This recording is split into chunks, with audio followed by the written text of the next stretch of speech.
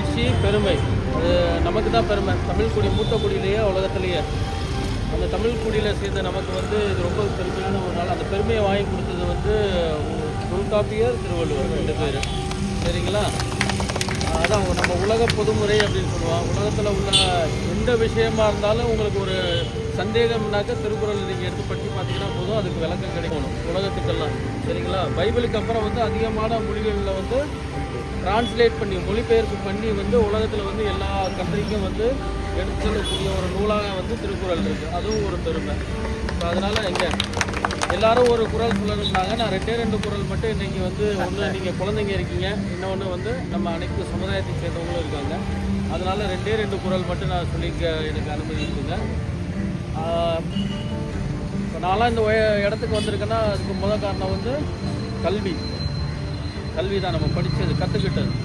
So அதனால் இந்த கல்வி சம்பந்தமான ஒரு அந்த குறள், கேடில் விழிச்செல்வம் ஒருவருக்கு மாடல்ல மற்றையவை.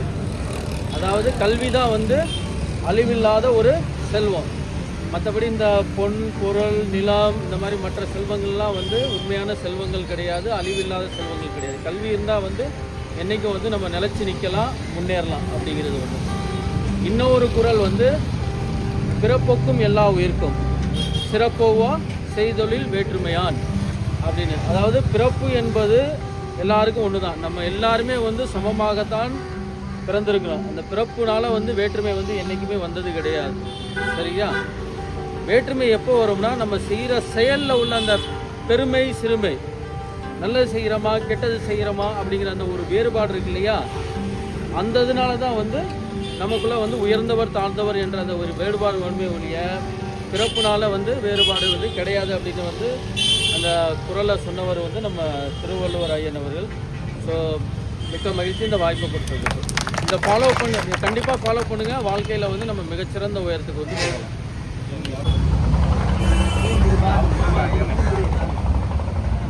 ஒரு நிமிஷம்.